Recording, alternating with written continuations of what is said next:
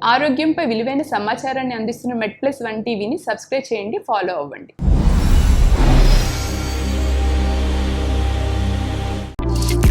చలికాలంలో చర్మం పొడిబారడానికి కారణాలు, ట్రీట్మెంట్ విధానాలు. వెదర్ అనేది ఈ స్కిన్ డ్రైనెస్ కి మెయిన్ కాజ్ అండి. ఈ డ్రై స్కిన్ వాళ్ళకి కూడా ఇప్పుడు చాలా స్కిన్ డిసీజెస్ వాళ్ళు ఉంటారు. ఇప్పుడు ఎగ్జిమా, సోరియాసిస్ ఇలాంటి వాళ్ళందరికీ ఈ చలికాలంలోన సిమ్టమ్స్ ఎక్కువ అవుతాయి, వాళ్ళ సిమ్టమ్స్ పెరుగుతూ ఉంటాయి.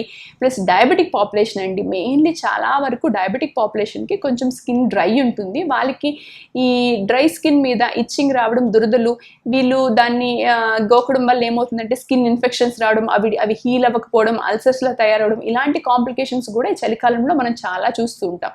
సో ఇలా స్కిన్ ఎలర్జీలు ఉండే పీపుల్, ఎగ్జిమా అని, సోరియాసిస్ ఇలాంటి వాళ్ళందరూ కూడా తగిన జాగ్రత్తలు తీసుకోవాలి. మనకి చాలా రకాల ఎమోలియంట్స్ ఉన్నాయి. ఎమోలియంట్స్ అంటే స్కిన్ సూతనింగ్ లోషన్స్ అనమాట. మనకి న్యాచురల్ ఎమోలియంటే మన ఇండియాలో ఉంది, కొబ్బరి నూనె ఇలాంటివన్నీ ఉన్నాయి, వెన్న ఇలాంటివన్నీ మన న్యాచురల్ ఎమోలియంట్స్ మన ఇంట్లోనే ఉంటాయి అనమాట. వాటిని యూస్ చేసుకోవాలి.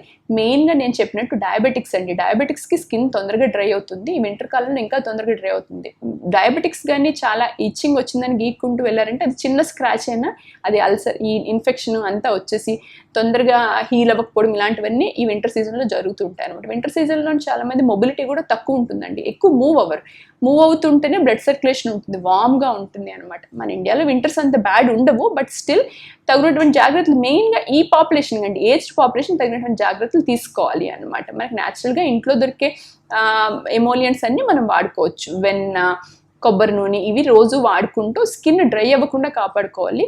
స్కిన్ డ్రై అయినా ఇచ్చింగ్ వచ్చినా కూడా గోక్కోకుండా మిమ్మల్ని మీరు కాపాడుకోవాలన్నమాట. మాయిశ్చరైజర్ వాడడం మంచిదేనా? మనకి న్యాచురల్గా ఎమోలియంట్స్ చాలా ఉన్నాయండి.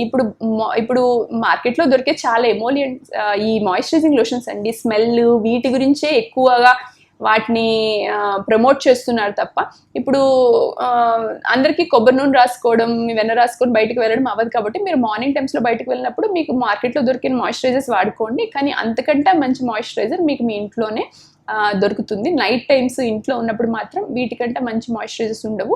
ఇంకా పెట్రోలియం జెల్లీ అని ఒకటి ఉంటుందండి, అదైతే ఇంకా మంచి మాయిశ్చరైజర్. ఇప్పుడు మార్కెట్లో దొరికేవి అన్నీ అనేది స్మెల్ గురించి వాటి గురించి తప్ప అవి అంత ఎఫెక్టివ్ మాయిశ్చరైజర్స్ ఏమి కాదండి. So skin allergies, skin problems ఉండేవాళ్ళు న్యాచురల్ హోమ్ రెమెడీస్, దాంతోపాటు దాంతో కూడా అవ్వకపోతే పెట్రోలియం జెల్లీ అని ఉంటుంది, దాన్ని వాడుకోవడం చాలా బెటర్ అనమాట.